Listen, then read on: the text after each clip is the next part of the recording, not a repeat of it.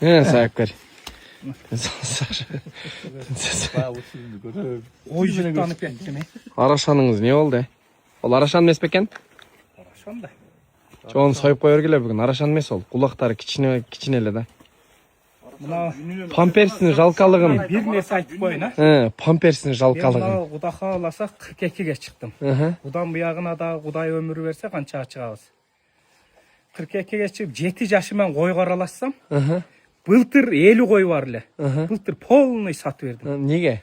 Ошондо 34-35 жыл мен койдун аркасында жок. Арашаның кандай болот? Эркин кандай болот? Мен менен спор кылбагыл. Болду. Бирок Арашандын линиясына пока өтө элек. Өтө элексиз. Канын текшерип, берки койлордун венасын кармап билемикам мен. Тамырын кармайм десеңиз. Тамырын кармап. Берки жайдары койлорду. Эми мына Арашанга секейин эми кирип атабыз. Арашанда ошо бир айда результатын айтып берем мен силерге. Аз бирок изучать этип атасыз. Эми секейин кыдырып атабыз. Пока без видео. Жок, памперс кандай болуп атасыз? Памперс дагы деле кийистасыңарбы? Арашанды эми үйгө багасың. Мына үйүнө багып атат Арашанды.